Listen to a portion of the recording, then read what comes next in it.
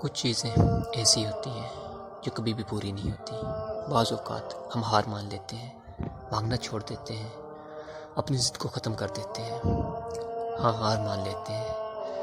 شاید اس کی وجہ ہوتی ہے کہ کچھ چیزیں ادھوری ہی رہتی ہیں۔ کچھ لوگوں کا آپ کے ساتھ تعلق ادھورا ہی رہ جاتا ہے، چاہے آپ اس تعلق کو لے کر کتنے ہی سیریس کیوں نہ ہو۔ ایک نہ ایک دن آپ کو چھوڑنا ہی پڑتا ہے انہیں۔ یہ سب سمجھنے کے لیے آپ کو درد کے سفر کو طے کرنا ہی پڑتا ہے، تکلیف کو سہنا ہی پڑتا ہے۔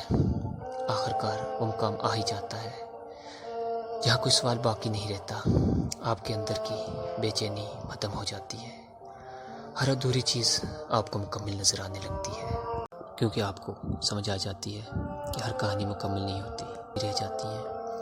آپ کو اس بات کا احساس دلانے کے لیے کہ ہر چیز کو ایک دن ختم ہونا ہے، ہمیں کچھ رشتوں سے دستبردار ہونا ہی پڑتا ہے۔ ہم جتنا چاہیں ان کو بچانے کی کوشش کر لیں، بچا نہیں پاتے، انہیں ختم ہونا ہی ہوتا ہے، کیونکہ یہ ہو کر ہی رہتا ہے۔ بس آپ کو اپنے دل کی چاہت کو بدلنا ہوگا، اس چاہت کی ترتیب کا رخ موڑنا ہوگا۔ اگر آپ پرسکون ہونا چاہتے ہیں تو اپنی شخصیت کے درد کو ختم کرنا چاہتے ہیں تو چاہتوں کی ترتیب کو بدلنا ہوگا۔